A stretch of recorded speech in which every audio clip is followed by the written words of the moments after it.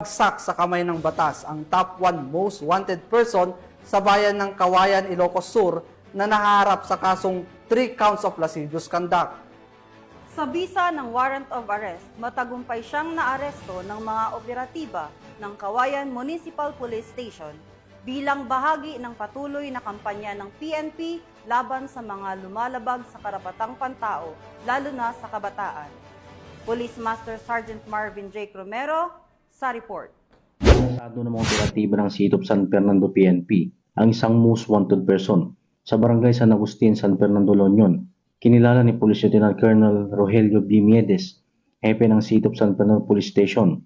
Ang akusado ni Alias Nardo, 49 years old, residente ng barangay Upper Banks, Barangay Puro, San Fernando, La Union.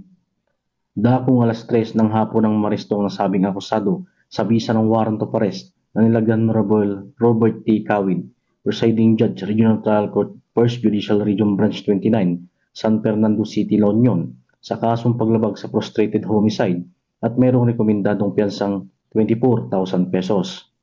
Samantala, nasa kustodiya ng City of San Fernando Police Station ang nasabing akusado para sa tamang dokumentasyon at disposisyon. Ang tagumpay ng operasyon ay bunga ng magandang pagtutulungan ng mamamayan at ng pambansang pulisya para mas lalong mapalakas ang laban sa krimen tungo sa isang mapayapa at ligtas na bagong Pilipinas. Mula dito sa PKG Ilocos Region, ako po ang inyong Police News Network Correspondent, Patrolman Dennis Carenal, alagad ng batas, tagataguyod ng Balitang Pulis.